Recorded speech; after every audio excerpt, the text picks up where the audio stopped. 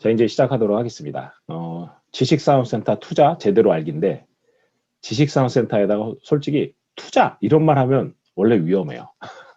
왜냐하면 이게 정부가, 국가가 굉장히 지원하는, 권장하는 사업이에요. 뭐냐면 예전에 아파트용 공장이라 그랬거든요. 아세요? 아파트용 공장?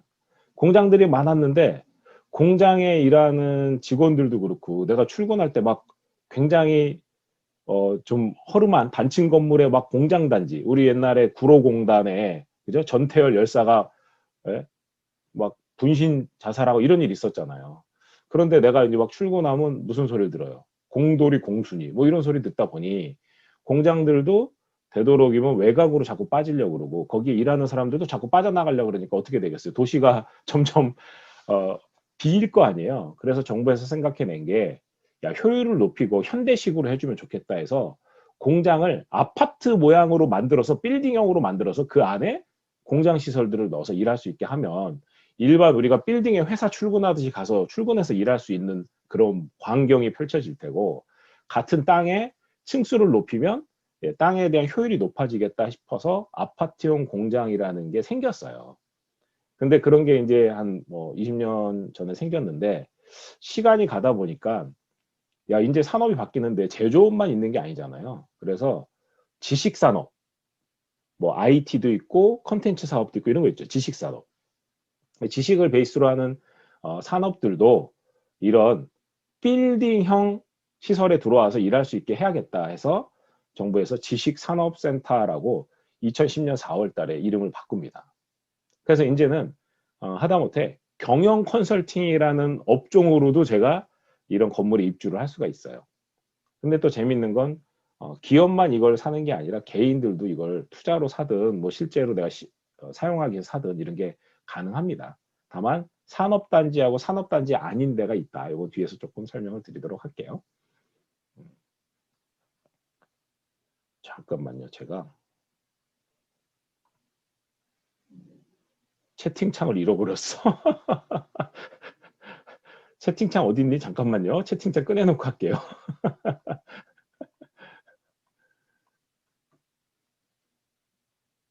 아, 여기 상단에 이걸 대면 나오는 걸 제가 몰랐네요.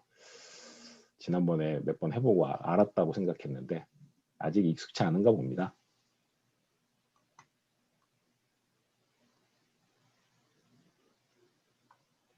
계속 들어오시네. 네.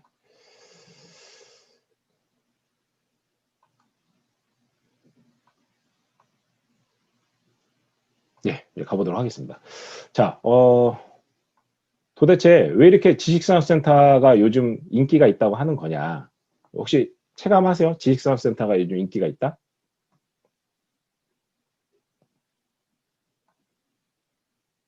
별로 체감이 되지 않으실 수 있는데 줄여서 지산이라 그러는데, 왜 이렇게 인기가 있는지 그냥 간단하게 설명드려볼게요. 자, 첫째는 실제로 입주해서 사용하는, 기업을 하는 사람들한테는 세제 혜택들이 있어요. 부동산을 살 때 그 취득세를 50% 감면을 해준다던가, 그죠? 네, 그 다음에 재산세도 37.5% 이렇게 또 할인을 해주고요.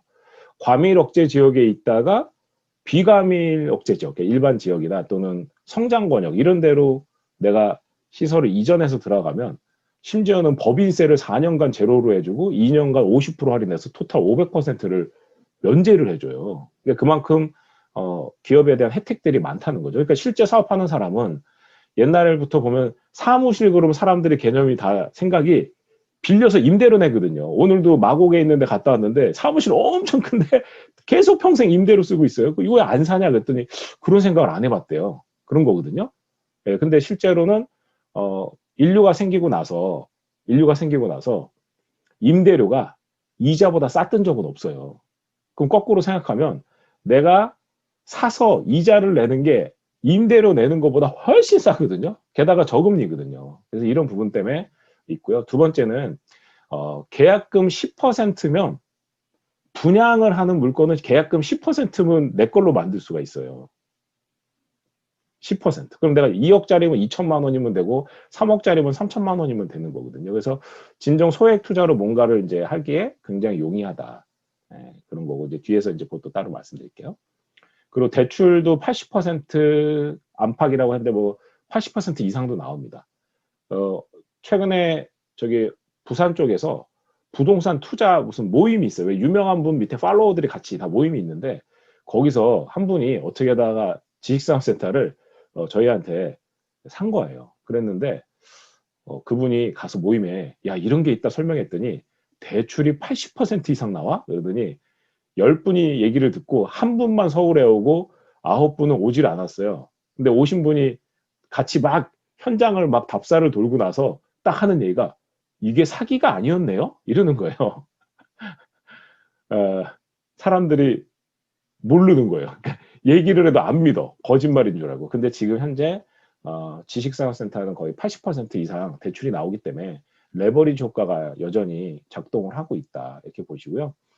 그리고 사람들이 월세를 받는 지식산업센터를 내가 임대를 놓은 월세를 받잖아요. 그래서 월세를 받는 그런 수익형 투자로도 생각을 하는데 시세 차익이 막 발생을 하기 시작했습니다. 이제 뒤에서 얘기하겠지만 대표적으로 문정동을 예를 들면 2016년도에 문정동의 지식산업센터를 분양을 했어요. 2016년도. 그때 제가 가든파이브라는 데 있었어요. 근데 동네에서 사람들이 막 전단지 흔들면서 사장님 이거 뭐 막 이러는데 관심도 없고 그 동네 좀 약간 삭막했거든요. 근데 그 당시에 평당 분양가를 840에서 860만 원에 분양했어요. 평당 분양가를 840에서 860. 그리고 거기서 분양을 했던 사람들이 저한테도 지금도 하는 얘기지만 진짜 막 엄청 막 고객 붙잡고 늘어지고 고객이 계약을 하고 나서도 맨날 괴롭혔대요. 여기가 강남이냐 도대체 이게 말이 되냐 막 이랬는데 840에서 860 하던 지금 문정동 지식산업센터가 평당 지금 2,300만 원 갑니다. 2016년도에 840에서 860 3배가 올랐어요. 성수동 같은 경우 2017년도에 평당 1,000만 원 하던 게 지금 한 1,800에서 1,900까지 가고 있어요. 그러니까 부동산들이 막 오르는데 사람들이 이런 사무용 시설을 사갖고 오를 거라는 걸 아예 생각도 안 했고요. 네.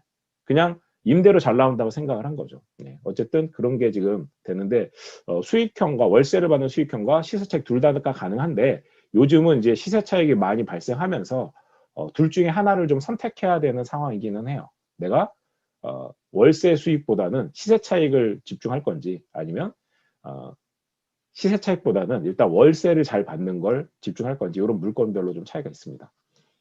계속 들어오시네요. 네. 오케이. 그리고 그 전매 제한이 없어요. 그리고 내가 살 수 있다면 100개, 1000개를 살 수도 있고요.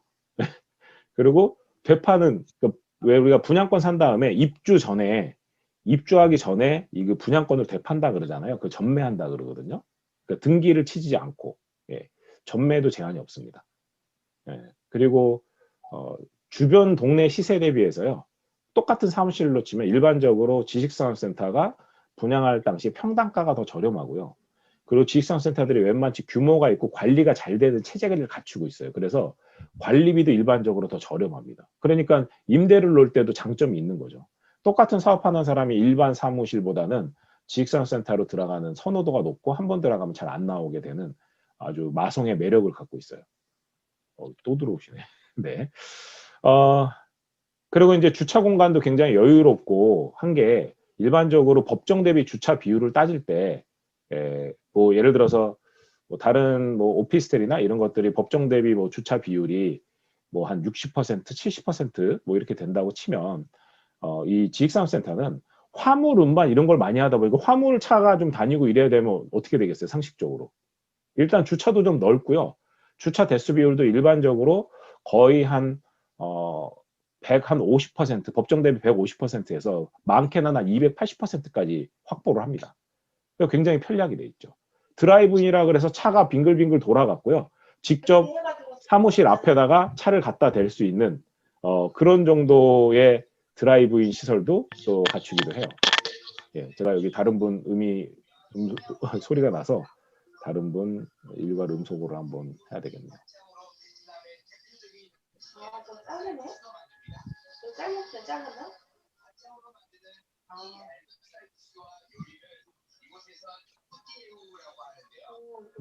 잠깐만요.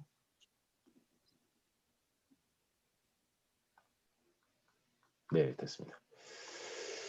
자, 그래서 이런 화물 운반도 용이하고 이렇게 된다는 거고요. 그리고 이제 말씀드렸다시피 이제 드라이브인이라고 차를 몰고 직접 사무실로 이해하시는 게 좋아요. 사무실 앞에까지 차를 대고 짐을 내리고 이런 것들이 잘 돼 있고, 지하에는 또 창고 시설 같은 것들이 있는 경우가 많고, 그리고 일반적으로 건물이 좀 크게 짓는 경우가 많거든요. 예, 크게 짓는 경우가 있는데, 이런 경우에 그 건물 안에 공용 복지 시설이 굉장히 잘 돼 있어요. 예, 그래서 그 안에서 거의 모든 걸 다 누릴 수 있습니다. 기본적으로는 지식산업센터들은 건물에 거의 구내식당이 있어요. 예, 그런 경우가 많습니다. 그래서 뭐 일단 일하기가 굉장히 좀 편리하고 좋다, 이렇게 좀 이해하시면 좋을 것 같아요. 뭐 중간중간 궁금한 거 있으면 채팅창에 글 올려주세요. 어, 채팅창. 이렇게. 자, 이제 아까 지식산업센터 입주하는 사람들의 이제 혜택 해갖고 있는데, 이게 실제로 최근에 분양을 했던 별내 에이스 하이엔드 타워라고 해서 별내에 있는 건데, 이 별내는 남양주도 과밀억제 지역인데 그 중에 별내는 성장 권역이라고 해서 과밀억제 지역이 아니에요. 그래서 여기 제일 아래에 보면 이제 이 법인세, 소득세 감면 혜택 이런 거 써 있잖아요. 이런 것은 이제 좀 특별 케이스고요. 일반적으로 어쨌든 취득세하고 재산세 이런 것들에 할인 혜택이 있다는 게 실제 사업하시는 분들한테 굉장히 좋고, 또 부동산을 취득하시는 분들한테 굉장히 메리트가 있는 거죠.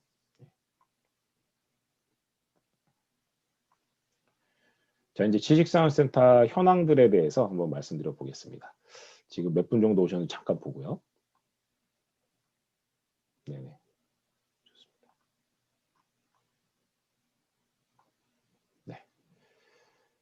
뭐 필요하면 채팅창에 글 남겨주세요. 자, 이제 지식산업센터 현황들을 잠깐 볼게요. 지식산업센터가 도대체 어디에 맞냐? 나는 평소에 못 봤는데, 이런 분들이 있는데, 대표적으로 구로하고 가산 디지털 단지잖아요. 구로하고 가산 디지털 단지 가보시면 지금 빌딩 숲이죠. 그 빌딩의 거의 대부분이 지식산업센터라는 건물이에요. 그러니까 아파트용 공장이라 그래서 공장 생각하시면 안 되고, 예, 그런 그냥 우리가 소위 아는 대형 블링블링한 빌딩들이 다 지식산업센터입니다. 그 대형 빌딩 안에 한 칸 한 칸을 아파트처럼 사무실 하나하나를 내 걸로 등기를 칠 수 있는 거죠. 네? 내 걸로 개별 등기를 할 수 있는 게 지식산업센터예요. 그래서 이렇게 지역이 넓게 있는데, 그 중에서 이제 제일 뜨거운 1위는 문종동, 제일 비쌉니다. 요즘 뭐 평당 한 2천에서 2,300까지 가는데, 예, 여기는 더 지을 땅이 없어요. 그래서 뭐 우리가 뭐 이걸 투자로 사고 팔고 이것도 관심 갖기 좀 힘든 지역이고요. 두 번째로 이제 뜨거운 지역이 성수동이에요. 성수동은 지금 분양은 거의 다 없고요. 예, 우리가 분양이 아니라 이미 분양한 분양권을 사고 파는 전매가 좀 있고요. 그 다음에 다 지어져서 이미 입주한 거는 이제 매매 이런 게 존재합니다. 근데 성수동도 물건 구하기가 힘들어요. 근데 여기도 많이 올라가고요. 이게 공개적으로 방송하는 거에서 좀 조심스러운 얘기인데, 우리 왜 아파트도 P 있죠, P 프리미엄 피거래 이런 거 있잖아요.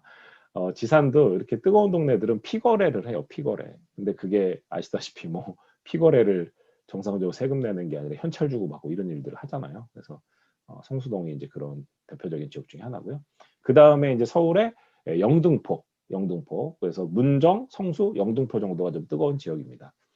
그래서 이제 지금 그게 확장되다 보니까 수도권에 있는, 일단 경기도 지역에 있는 지식산업센터들도 굉장히 관심이 높고, 그리고 실제로 또 계속 상승을 하고 있기 때문에 사람들이 되도록이면 뭐 서울에 뭐 하나 가지면 좋겠다. 근데 너무 경쟁 치열하고 쉽지 않아요. 그러면 이제 경기도 지역에 있는 뭔가를 또 취득을 하시는 거죠. 물론 입지와 이런 물건들을 잘 보고 해야 되겠죠. 그래서 여기 뭐 평당가 현황은 이렇게 표들이 쭉 있는데, 그냥 한번 이렇게 잘 보이시나요? 한번 이렇게 훑어봐 주시면 좋을 것 같습니다. 네네네, 잘 보이신다고 하네요. 오케이.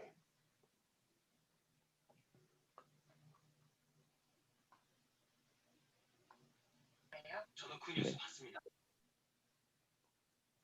네, 이렇게 좀 보시면 좋을 것 같아요. 네네. 자, 근데 그 딱 하나 디지털, 그 구로나 가산 디지털 단지, 구로 디지털 단지도 거의 지을 땅이 없어 갖고요. 거기도 그냥 뭐 부동산에서 중개하는 매매 시장이거든요, 거의. 그런데 가산 디지털 단지는 꽤 많이 있어요. 많이 있는데 이게 산업단지 내에 내가 투자 목적으로 사면 조금 신경 써야 되는 게 많아요. 그래서 일반적으로 투자할 때 내가 좀 투자에 대해서 명확히 이해하고 있지 않으면, 지식산업센터를 이해하고 있지 않으면 산업단지 아닌 비산단이라고 해요. 산업단지 산단이라고 비산단 지역을 주로 많이 선호하고, 산업단지는 조금 까다로운 것들이 있어서 그래도 좀 잘 아는 사람들이 뭐 투자 목적인 경우도 이제 삽니다. 근데 실입주자들은 어디를 사도 다 편리하고 좋은 시설들을 이용을 할 수가 있어요. 근데 가산 디지털 단지는 일단 굉장히 물건들이 요즘 너무 입주 물량이 많다 그래요. 그러니까 분양하는 현장도 많고 새로 지어져서 입주자들이 너무 많으니까 굉장히 좀 내가 임대를 놓기에 조금 어려울 수 있는 지역이 많아요. 그래서 가산 같은 경우에는 가산역하고 독산역이 있거든요. 가산 디지털 단지 전체를 놓고 보면 그 가산역하고 독산역의 한 중간 정도가 역으로부터 거의 한 1km 정도 떨어져 있어요. 그러면 역 앞에는 분양가가 막 1250만 원을 해요. 근데 역하고 역 가운데 있죠. 그런 데는 하도 그 지식산업센터가 많으니까 가운데는 뭐 분양가가 뭐 거의 뭐 700만 원도 안 하고 막 이래요. 그러니까 한 600만 원 초반 봐도 돼요, 평당가가. 근데 잘 안 나가요. 그런 정도로 격차가 심하다. 그래서 가산 디지털 단지는 솔직히 좀 이렇게 전문성 있는 사람하고 심도 있게 얘기 나누고 의사결정을 하셔야지 될 것 같아요. 근데 나머지는 일반적인 부동산 투자에 대한 기본적인 생각 가지시면 될 것 같고요. 참고로 최근에 입주 물량이 많아갖고 굉장히 낭패를 보고 임차를 못 맞추는, 임대가 잘 안 되고 뭐 임대를 놔도 뭐 심지어는 뭐 만 얼마에 뭐 여기서 얘기하는 거는 기본적으로는 분양 당시에는 계약 평당에 대한 임대료를 얘기하고요. 완전히 입주가 되고 나면 공인중개사가 이렇게 임대를 중개할 때는 실평수로 얘기를 합니다. 전용 면적. 어쨌든 그래서 굉장히 낮은 데가 하남 미사가 너무너무 많이 지어갖고 가보시면 깜짝 아직도 짓고 있어요. 근데 규모가 일반적으로 지식산업센터가 연면적이 한 3만 평 넘어가면 엄청 크다고 생각하는 거예요. 근데 막 7만, 8만 평짜리가 병풍 치듯이 막 한강변에 막 있고 넘쳐요. 그러니까 하남 미사는 지금 뭐 사신 분들은 굉장히 마음고생을 하고 있죠. 물론 실입주 하시는 분 상관없죠. 내가 그냥 쓰는 거니까 언젠가 올라가겠지 싶으니까. 예, 그런 개념이고요. 그 다음에 동탄도 소위 뭐 삼성 보고 많이들 이제 분양을 하는 건데, 동탄도 입주 물량이 너무 많으니까 실제로는 임대에 대한 부담이 굉장히 커요. 그래서 가산, 제일 1등이 하남 미사, 그 다음 동탄, 그 다음 가산, 요 정도가 좀 신경이 쓰이는 지역이다. 근데 나머지는 거의 큰 어려움은 없습니다. 자, 지식산업센터에 대한 이제 건물 구조를 잠깐 조금 말씀드려보고 싶어요. 그 보면 보통 이렇게 생겼어요, 건물들이. 근데 여기는 특이하게 여기 펜으로 제가 잠깐 말씀드리면,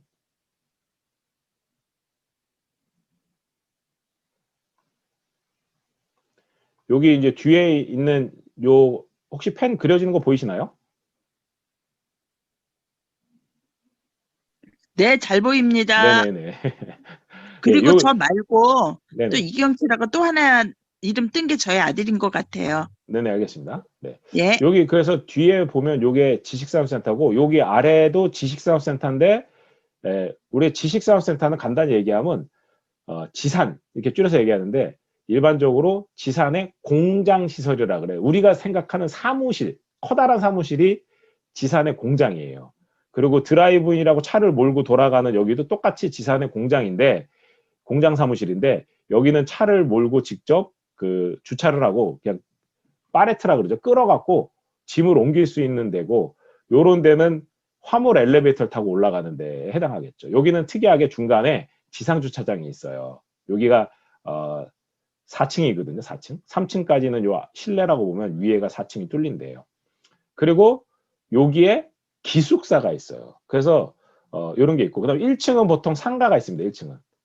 그래서 지식산업센터를 놓고 보면 지식산업센터에 공장이라고 하는 사무실, 큰 사무실, 그리고 또 지원시설이라고 해서 이런 세제 혜택을 받지 않는, 또 대출 비율이 한 10% 적게 나오는 아무거나 하셔도 되는 사무실이 있어요. 왜 뭐 회계사, 세무사가 이 지산에 들어가서 할 수가 없어서 그런 아무거나 하는 사무실도 일정 비율을 만들긴 만듭니다. 그래서 지산과 업무 지원 시설에 일반 사무실 있고, 그다음 업무 지원 시설 중에 저런 1층 같은데 상가가 있고, 그리고 업무 지원 시설 중에 저런 숙박을 할 수 있는 기숙사가 있어요. 이렇게 크게 네 가지로 나눠 볼 수 있습니다. 기숙사도 뭐 뒤에서 따로 좀 말씀을 드릴게요. 요즘 기숙사도 굉장히 인기가 많아요. 자, 이게 건물 평면도인데, 건물 평면도를 딱 보시면 여기 이제 차가 도는 이런 드라이브인이 있는데, 뺑글뺑글 도는 원형 드라이브인도 있고요. 지금 여기처럼 직선형이라 그래요. 이렇게 올라와서 이렇게 직선형으로 도는 드라이브인이 있거든요. 이거는 사람마다 호불호가 있습니다. 우리 트럭 많이 모시는 기사분들은 뺑글뺑글 도는 맛이 있어야 된다 그러고요. 그런 걸 많이 하지 않는 분들은 뺑글뺑글 도면 어지럽기 때문에 이렇게 직선형을 좋아하는데, 간단한 얘기인데 드라이브인이 제조 시설들이 주변에 배후 수요가 많이 있는 데는 더 인기가 있습니다. 투자로도 마찬가지고요. 왜냐하면 이제 많지 않거든요, 일반적으로. 그러면 내가 짐을 나르고 하는 일을 한다 그러면 이 드라이브인이 있는 데를 좋아하고요. 그 다음에 여기서 보다시피 차가 바로 이렇게 후진을 해서 심지어는 이 사무실 안으로, 그죠? 사무실 안으로 차를 밀어넣을 수 있는 데들도 있어요. 그 정도로 튼튼하게 이제 트럭을 밀어넣을 수도 있고, 그리고 여기서 짐 내리기가 편하죠. 이렇게 바로 문에 넣어서 할 수 있는데 도어 투 도어라 그럽니다. 도어 투 도어. 그리고 보시면은 지식산업센터의 또 특이한 점이 뭐냐면, 여기는 이제 여기를 예를 들면 승객용 승강기가 있고요. 여기 승객용 승강기고, 여기는 화물용 승강기가 있어요. 화물용 승강기도 굉장히 잘 돼 있어서 고층에 있어도 집 나르는 게 편하게 돼 있습니다. 자, 그런가 하면 여기 301호하고 302호를 잠깐 보면 사람들은 이 건물 생긴 거에서 어디 호실을 좋아할까 이런 게 있습니다. 어디 호실을 좋아하냐면요, 이 바로 여기 요 모퉁이에 보면 여기 발코니가 있거든요. 발코니는 내가 여기를 돈 주고 삼으로써 공짜로 주어지는 서비스 면적이에요. 그러니까 서비스 면적을 내가 보통은 한 면을 받는데, 이렇게 한 면을 받는데, 서비스 면적 한 면 받는데 여기는 서비스 면적을 양면을 받잖아요. 그리고 창이 양쪽에 있으니까 뷰가 좋겠죠. 그러니까 뷰가 좋고 채광이 좋고 서비스 면적이 넓으니까 상당히 큽니다. 가보시면 이 면적이 상당히 보통 커요. 그래서 내가 돈 주고 사는 거 대비 면적이 넓으니까 모퉁이를 일단 1번으로 제일 사고 싶어요. 모퉁이를. 그러니까 분양하는 데서는 어떻게 하겠어요? 이게 다 인기 있는 거 아니까 하나만 팔지 않고 묶음 분양이라 그래서 이렇게 두 칸을 같이 사야지 된다, 이런 걸 옵션을 걸어요. 그러나 가치가 있다면 두 칸을 같이 살 수도 있겠죠. 물론 두 칸 사서 임대를 놓는다 그러면 이 중간을 뚫어 갖고 크게 임대를 놓을 수도 있고, 아니면 하나씩 임대를 놓을 수도 있기 때문에 또 장점이 있습니다. 이렇게 보시면 되고요. 그리고 이제 평수가 써 있는데, 일반적으로 지식산업센터는 전용률이 50%에서 54% 정도 범위예요. 그래서 그냥 산수하기 쉽게 생각하면 뭐 평당 얼마예요? 그래갖고 계약 평당에 대한 금액이죠. 평당 얼마는. 그런데 실평수 얼마냐 이렇게 생각하시잖아요. 그러면 30평이 계약 평수면 그냥 절반, 한 15평 정도 되겠구나, 이렇게 보시면 돼요. 실평수 12평짜리 지산이야. 그럼 한 계약 면적이 한 24, 5평 되겠구나, 이렇게 그냥 산수입니다. 그렇게 보시면 돼요. 전용률은 뭐 물건지마다 다 다르니까 자세히 보시면 되고요. 자, 그 다음에 호실에 대해서는 승객용 엘리베이터를 딱 내렸을 때 바로 보이는 호실 선호합니다. 왜냐하면 거기에 딱 인테리어 조금 해갖고 간판 딱 예쁘게 붙여놓으면 딱 내려서 보면 한 칸 쓰고 있는데 실제로 그 한 층 다 쓰고 있는 느낌이고, 심지어는 엘리베이터 내려서 양쪽으로 한 칸씩을 산 다음에 여기 양쪽에다가 자기네 간판을 정말 멋지게 딱 걸잖아요. 그러면 이 한 층이 다 그 회사인 줄 알아요. 그래서 굉장히 선호하는 유형이다, 이런 거 정도 아시면 좋고요.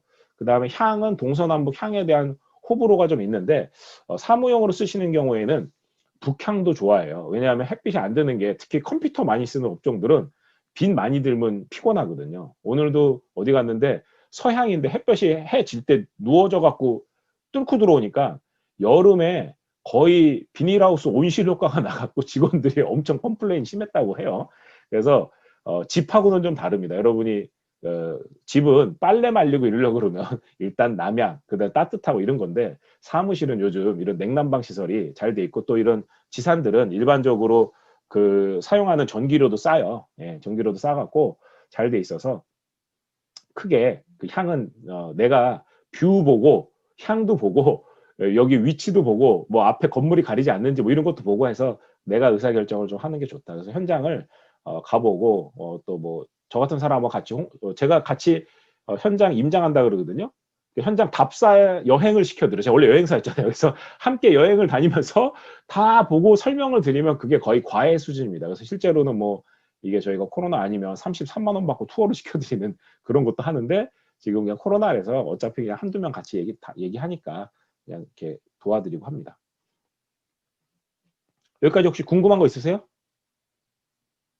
궁금한 거 있으면 채팅을 한번 올려봐 주세요. 아니면 다 이해했으면 숫자 1이라도 찍어봐 주세요.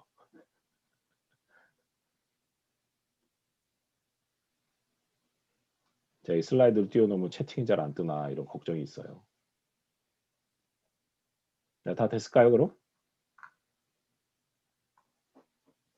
네, 알겠습니다. 계속 진도 나가겠습니다. 생각보다 시간이 빨리 가네요.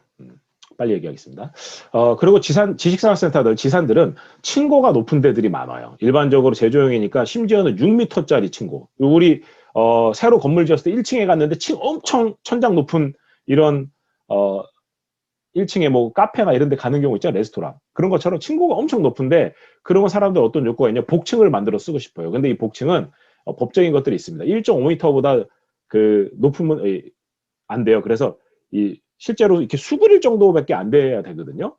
예, 그런데다가 거기에 온전하게 사람이 올라가서 막 일하고 이런 구조로 하시면은 대체로 다 불법입니다. 그래서 그럼에도 불구하고 그냥 이걸 하시는 분들도 있는데 너무 모델하우스 같은 홍보관 갔는데 복층을 예쁘게 만들어 놨다 그래서 나도 이런 사무실 갖고 싶어 해서 계약을 하시거든요.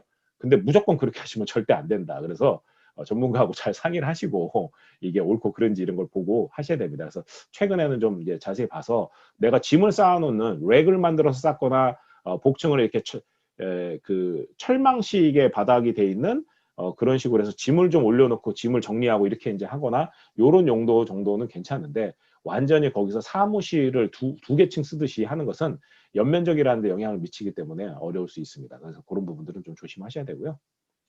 예, 넘어가겠습니다. 자, 지식산업센터 이제 제대로 알기인데 중요한 거는 부동산의 가장 기본 우리 1,000만 원으로 100억 만드신 우리 박 선생님 부동산의 가장 기본이 뭡니까? 투자할 때. 채팅으로 안 주시나? 네. 입지입니다. 입지. 입지랑 그 다음에 평당가 이거거든요. 근데 가끔 홍보가 가면 건물이 너무너무 의리하고 멋있고 막 설명 들어보면 막 기가 막혀 갖고요. 입지랑 평당가 까먹어요. 막. 그럼 어떻게 되냐면 비싼데 그냥 사. 또는 입지가 별로 안 좋은데 건물이 좋고 뭐 거기 시설이 좋고 막 이거에 넘어가서 그냥 사. 이런 경우가 있는데 그렇지 않다. 항상 입지랑 교통이 중요합니다. 그래서 입지 교통이 중요한데 이 교통이 또 입지나 교통이 중요한 거는 실제로 지사는 일하는 공간이잖아요. 그럼 일할 때 사업하는 사람 사장은 어차피 차 몰고 다니니까 주차 되니까 웬만한 데 상관없어요. 그런데 직원들이 다 차 몰고 다닐 수는 없거든요. 그러면 직원들을 많이 고용해서 써야 되는 업계 사업이니까 직원들을 생각해야 되는데 특히 우리끼리 얘기지만 우리끼리 얘기지만 핸드폰이라 채팅 힘들면은 뭐 음성 켜서 하세요. 괜찮습니다.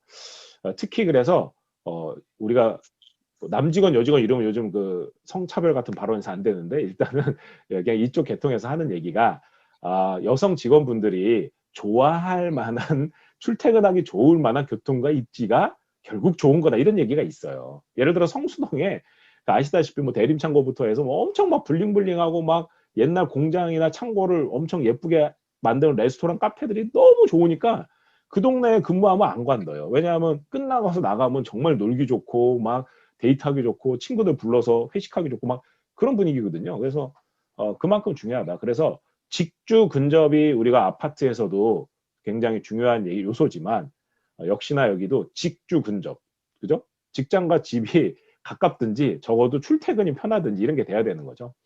자, 근데 두 번째는 배후 수요인데요. 지사는 아파트가 아니잖아요. 그러니까 그 동네 그냥 인구수만 많다. 이거 갖고는 조금 약할 수 있어요. 물론 인구수가 많으면 사업하는 사람 숫자가 많이 나타날 수도 있는 동네가 있습니다. 자, 그런데 어쨌든 이 주변에 기업을 하는 사업을 하는 기업을 하는 배후 수요가 많은가? 이것도 굉장히 중요하죠. 그죠? 예, 그런 게 중요하고 임대가 잘 나가는가는 주변에 좀 임대 상황을 좀 체크하셔야죠. 그러면 임대료 시세도 보고 옆에 비슷한 뭐 지식산업센터가 있으면 얘들은 임대가 어떻게 되고 있는가 이런 걸 좀 확인하는 거죠. 그리고 이제 건물은 보통 아까 클수록 많이 선호하는 게 복합적인 시설들이 많이 들어가 있기 때문에 선호합니다. 그리고 지산도 마찬가지로 하나만 있는 것보다 많이 모여 있는 걸 선호하는데 문제는 뭐냐? 하남이사처럼 많이 모여 있는 걸 전략적으로 한꺼번에 수십만 평을 지어서 분양하고 입주를 하니까 입주할 수 있는 데가 너무 많으니까 경쟁이 붙으니까 공실이 쏟아지고 임대료가 땅바닥을 치고 막 이렇게 되는 거잖아요. 그럼 제일 아름다운 건 뭐예요? 임대가 꽉 차 있는 지식산업센터 사이에 정말 그 사이에 아주 아름다운 지산이 새로 지어진다. 이런 거 엄청 좋은 거죠. 네, 그래서 그렇고 그리고 이제 주변 상권 이런 것도 조금 영향이 있습니다. 당연히 아무리 이게 직장이라 그래도 직원들이 주위 허허벌판에서 일하고 싶진 않잖아요. 비슷한 논리가 작동을 합니다. 그리고 이제 주위에 어떤 부동산 투자에 호재가 작동하는가 이런 것도 좀 볼 필요가 있죠. 그래서 그런 점들 한번 생각해 보시면 좋겠습니다. 주로 핸드폰을 쓰셔갖고 그 채팅이 쉽지 않으시다고 하네요.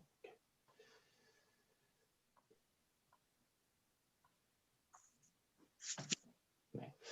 보통 이 현장에는 분양하는 쪽에는 분양 현황판이라는 게 있는데 개인들한테 보여주지 않습니다. 그래서 이런 이제 분양 현황판들을 이제 보고 판매가 이루어지는데 실제로 막 엄청난 속도로 팔려 나가기도 해요. 근데 여기서 이제 분양 현황판을 건너뛰고요.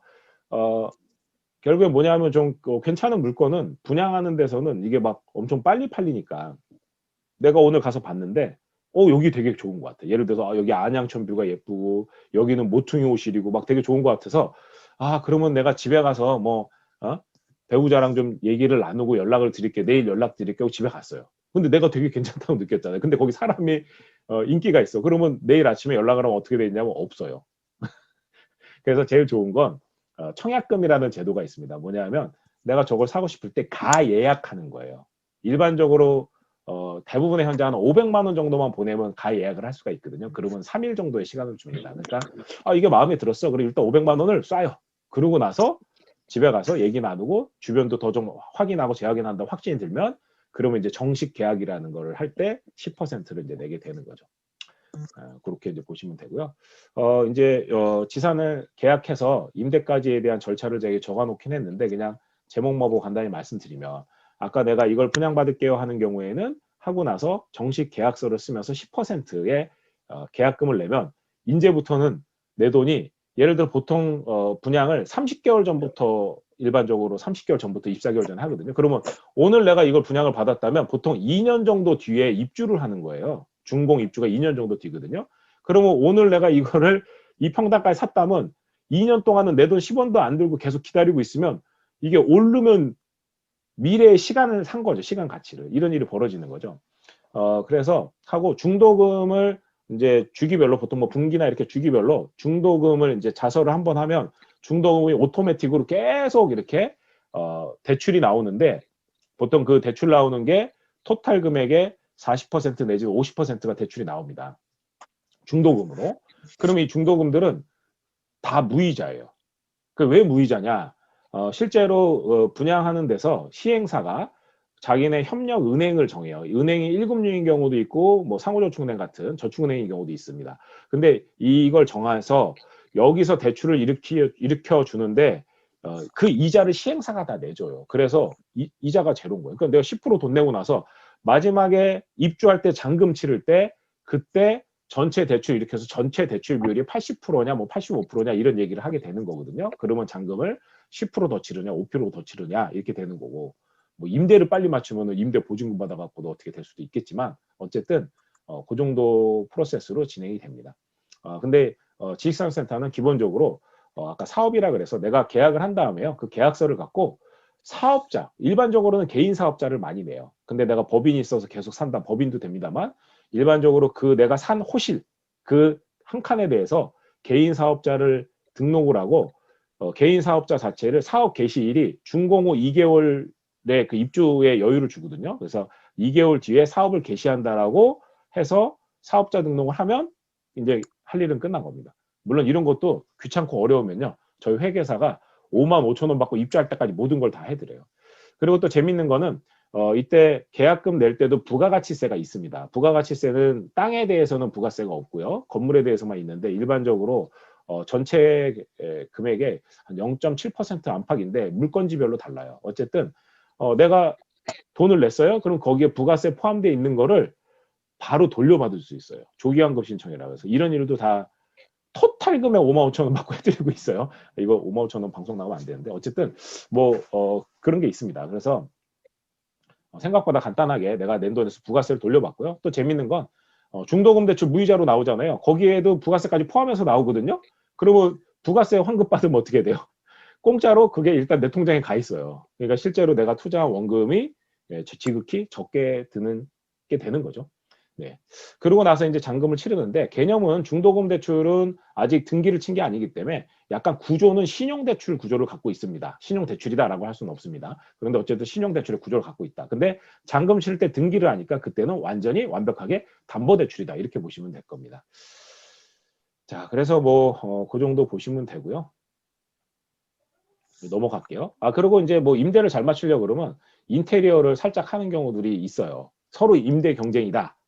근데 임대가 어차피 다 잘 나가. 그럼 가만히 있으면 임차인이 들어와서 자기가 임대해주면 너무 고마운 거죠. 왜? 인테리어 된 거를 제가 계속 임대를 놓을 수 있으니까. 그런데 일반적으로 임대 경쟁이 붙었다 그러면은 내가 인테리어를 살짝 해주면 되는데 일반적으로 실평수, 전용 면적 실평수당 보통 한 80만 원 이내 정도면 됩니다. 10평짜리면은 한 800만 원 정도를 선투자하시면 임대가 굉장히 또 더 잘 나간다고 볼 수 있어요. 뭐 그런 것들 할 수도 있다. 자, 이제 입주, 임대, 세금에 대한 건데 산업단지에 있는 물건들도 이제 투자 목적으로도 생각을 하시는데 산업단지에 있는 거는 임대가 불법이냐? 그러면 실제로 내가 사업을 하다가 사용을 하다가 그 다음에 이제 임대를 놓는다는 것들이 상식적으로 생각해 보면 내가 사업을 하는데 뭐 몸이 많이 아프거나 뭐 사업이 힘들어 사업을 못해 이럴 수 있잖아요. 그러면 뭐 당장 팔 수도 없고 그런 경우에 임대를 놔야겠죠. 그래서 이게 합법적인 절차들이 다 존재하고요 합니다. 다만 실입주한다 그래서 80% 대출이 된다 그러면 애시당초 임대를 한다 그러면 70% 대출되는 10%의 격차가 발생할 수 있습니다. 근데 여기에 어떤 디테일하게 이런 투자하시는 분들이 어떻게 하는지에 대해서는 그거는 오프라인 상에서 만나서 설명드리도록 할게요. 자, 그리고 이제 뭐 산업단지에 대해서 좀 걱정하시는 분들은 다 절차가 합법적으로 있다. 그래서 절차가 합법적으로 있는데 일반적으로는 산업단지가 아닌 데들이 좀 편안하게 사고 팔고 뭐 임대 놓고가 좀 쉽고요. 산업단지 내는 조금 더 지식산업센터를 공부하시는 게 좋다. 이렇게 보시면 좋겠습니다. 여기에 관련된 세금들 관련된 거는 그냥 넘어갈게요. 그냥 기본적으로는 취득세가 4.6%가 기본이다. 그런데 내가 실입주에서 그거를 사용하는 경우에는 50% 할인받으니 2.3%다. 그런데 뭐 과밀억제 지역은 수도권의 웬만한 데다 과밀억제 지역이잖아요. 산업단지를 제외하고는. 그런데 내가 이걸 사서 들어간다 그러면 이제 어떻게 보면 과밀억제 지역 중과가 되거든요. 그래서 뭐 결국에는 그냥 편안한 마음으로 생각하면 4.6%나 4.7% 정도의 내가 투자 목적이면 할인받지 않는다. 그냥 이렇게 생각하시는 게 정답입니다. 그러나 이거를 이제 분양받아서 실제 입주하는 사람들은 또 실제로 좋으니 주위에 사업을 하고 계신데 아직도 임대로 쓰고 계시다 그러면 깜짝 놀라고 이렇게 해주세요. 깜짝 놀라고 아우 왜 그러냐고 도대체. 예? 사갖고 이전하는 게 임대료보다 훨씬 싼데 그리고 처음에 들어가는 돈도 별로 안 많은데 네, 이렇게 얘기해 주시면 좋을 것 같아요. 지식산업센터 안에 이제 기숙사가 있는데 영상 잠깐 한번 보면 제가 이거 모델하우스 찍은 건데요. 요즘은 기숙사도 이렇게 다 빌트인입니다. 오피스텔 요즘 빌트인이잖아요. 예, 그래서 뭐 수납 공간도 잘 돼 있고 인테리어도 잘 돼 있어서 완전히 빌트인 시설로 해서 나와요. 여기 인덕션 있고 세탁기도 드려요. 세탁기도 드리고 싱크대도 있고 옆에 빌트인 냉장고도 있고. 예. 참고로 저기 있는 침대 안 드리고요. 요즘 TV도 주는 데가 있는데 TV는 원래 TV나 뭐 전기밥솥 이런 거는 이제 기본 옵션은 아닙니다. 그리고 욕실도 일반적인 데보다 기숙사들이 좀 더 커요. 그래서 생각보다 원룸보다 굉장히 쾌적해서 심지어는 뭐 오늘도 어떤 분은 자기 그 따님분을 뭐 직장 근처에 기숙사를 자기가 사갖고 숙박을 하다가 그 친구가 이제 뭐 그 회사로 옮기거나 관두면 임대를 놓겠다 이렇게 사신 거고 여기 지금 발코니인데 예, 발코니 바깥은 발코니도 그냥 막 트시면 되진 않은데 요즘은 발코니 저 틀을 놔둔 상태로도 바깥을 예쁘게 꾸며갖고 또 쓰고 합니다. 예. 물론 발코니 확장해서 하시는 경우 되게 많아요 그냥 그런데 이렇게 한다. 기숙사는 주택수에 포함되지도 않고 물론 전입신고를 하면 안 된다는 기본 전제를 까는 겁니다. 네. 그리고 뭐 마찬가지로 뭐 10개 샀다고 문제될 것도 없고요. 뭐 전매 이런 제한도 없고 해서 요즘 굉장히 핫한 분위기다 이렇게 보시면 될 것 같습니다. 자, 그러면 이제 시간이 이제 많이 돼서 제가 조금 건너떠서 갈게요.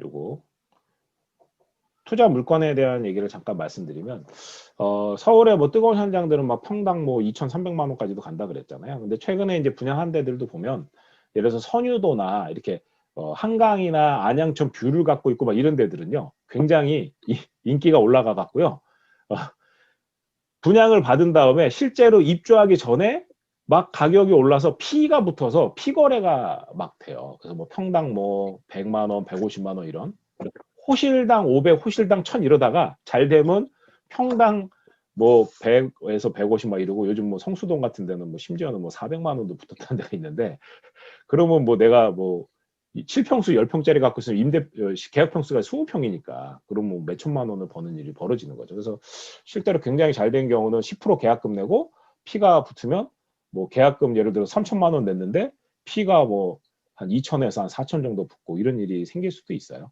그런 지역들이 있다. 근데 어쨌든 요 정도 시세로 거래되고 있고 최근에 이제 좀 잘 지난주부터 급격하게 좀 관심들 많이 있는 요 한 군데만 간단히 소개를 시켜드리고 마치도록 할게요. 여기 이제 광명의 G타워라는 데인데 여기 지하철역 없고요. 앞으로도 생길 예정도 없습니다만 재밌는 게 뭐냐면 이게 47,000평짜리 굉장히 큰 지산인데 이 바로 옆에 11년 전에 지은 광명 SK 테크노파크라는 데가 있어요. 근데 거기가 8만 평이니까 엄청 크거든요. 근데 거기가 거의 꽉 차 있어요. 그리고 옆에 에이스라는 2만 평짜리도 거의 꽉 차 있어요. 그럼 뭐예요?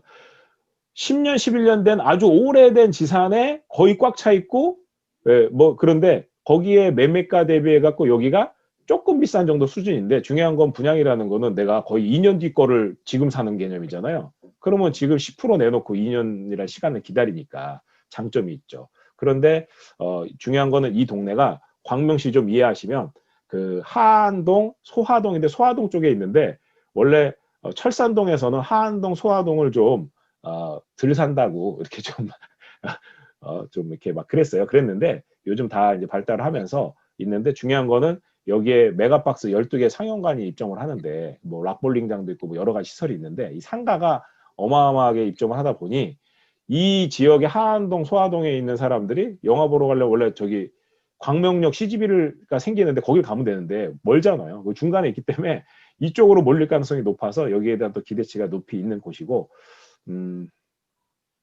보시면 이게 제가 지금 3일 전에 가서 찍은 건데 이런 안양천 뷰를 가졌어요. 물론 그 건물에서 이런 안양천이 보이는 호실은 몇 개 없습니다만 이런 물건들을 저희가 확보해 있는 것도 있으니까 이런 것도 굉장히 또 관심이 있으시고요. 요즘 뷰가 좋으면 또 임대가 잘 나가요. 그래서 그런 점이 있고 여기가 지금 짓고 있는 현장이고 보시다시피 다 아파트 단지예요.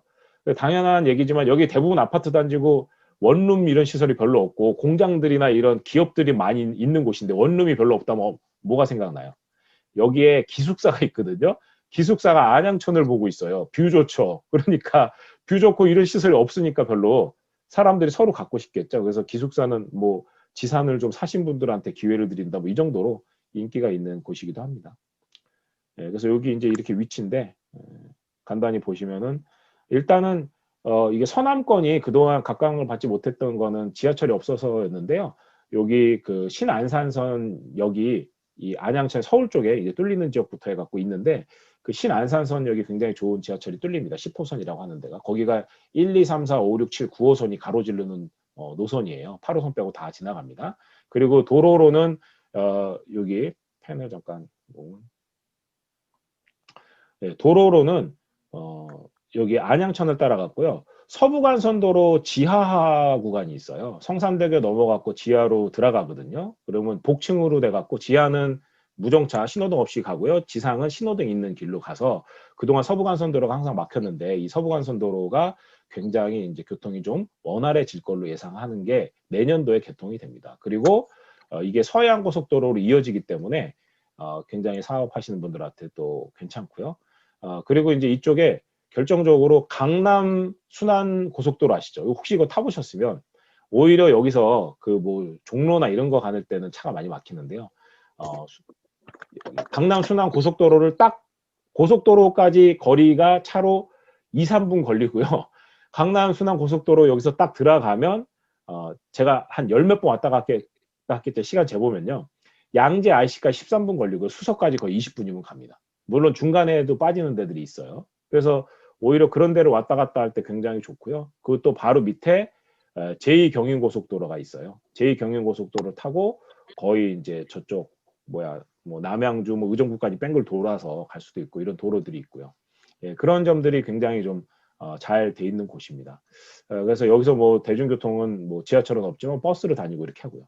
광명역은 광명역 KTX가 있고 여러분 뭐 아시다시피 그죠? 그리고 이제 뭐 이쪽에는 이제 광명역은 역이니까 더 각광을 받는데 여기 주변이 보통 평당가가 매매로 지금 960이거든요. 그 매매라는 거는 지금 내가 돈을 거의 다 투입해서 사야 되는 건데 예, 그거하고 대비해 보면 이쪽 같은 경우는 지금 평당가가 한 690에서 제일 비싼 호실 뭐 아까 안양천 보이기도 740만 원이에요. 그 여기랑 격차가 있는데 충분히 그 격차에 대한 이게 저평가돼 있고 중요한 거 아까 양쪽이 다 임대가 거의 잘 나가 있는데 임대료 수준이 높아서요. 내가 원금 투자 대비 임대 수익률을 계산해 보면 환산해 보면 거의 한 10%에서 15%까지 임대 수익이 나와요. 근데 중요한 건 다 차 있는 지산들 사이에 새로 신축이 생기는 거기 때문에 여기에 임대가 잘 맞춰질 거라는 그런 이제 확실한 믿음을 갖고 있어서 굉장히 또 관심 있는 지역이긴 합니다. 뭐 이제 이런 현장들이 뭐 예를 들어서 내가 오늘 이걸 안 했다 그래서 대한민국에서 지산이 더 이상 안 생기냐 아니에요. 대한민국의 지식산업센터가 한 1,500개 정도 있는데 앞으로도 3,500개 정도 생깁니다. 그러나 그냥 상식적으로 A라는 데 지식산업센터가 생겼어요. 근데 얘가 1,000만 원에 분양을 했어요. 그런데 조금 있다가 뒤에 생기는 애는 얼마에 분양하겠어요, 그럼? 땅을 늦게 샀거나 땅을 비싸게 사게 되거든요, 일반적으로. 그리고 늦게 분양하면 그만큼 그걸 반영하기 때문에 일반적으로 그 뒤에 하는 애가 한 1,100에 분양을 한다면 바로 앞에 분양하는데 뒤에가 1,100이면 바로 앞에 분양한 데가 1,100 정도로 딸려 올라가고 그 뒤에 1,200 하면 또 딸려 약간 이런 식의 일이 지금 막 벌어지는 거예요. 그래서 자꾸 지산들이 평당가가 올라가는 일이 벌어지고 있다. 보시면 이해가 좀 쉬울 것 같습니다. 예, 그리고 이제 뭐 여기 건물도 이제 건물에 대한 뭐 특징을 얘기하자면 여기에 이제 메가박스 들어오고요. 그다음에 중앙대병원 그 건강검진 센터도 또 들어오고 여기도 또 상가가 굉장히 각광받을 것 같고 하니까 전체적으로 이제 요 지역이 전체적인 각광을 덜 받던 동네인데 아시나요? 혹시 광명시가 대한민국에서 그 아파트값 상승률 1위 한 거? 네, 그 정도로 여기가 부동산이 각광받지 못하다가 요즘 굉장히 살아나는 분위기고요. 여기 기아자동차 소화리 공장 여기가 있습니다. 심지어는 거리 이름이 기아 사거리예요. 그래서 이런 산업 기관들이 있다 보니 이쪽 주변에서 입주해 갖고 사업을 하는 기업을 하는 사람들이 이제 많이 있는 거라고 볼 수 있겠죠. 요거는 그냥 한 가지 사례로 최근에 가장 저희한테 문의가 많은 것을 제가 간단하게 그냥 말씀드려 봤고요. 네, 이렇게 보시면 됩니다. 요거 그냥 지도로는 요쪽이 안양천 뷰예요. 여기가 기숙사고 예. 당연히 이쪽에 있는 곳들이 사람들이 여기 정도도 뭐 안양천이 보이겠죠. 이렇게 많이 선호하겠죠. 그냥 이런 구조다. 건물 구조가 이렇게 이해하시면 좋을 것 같습니다.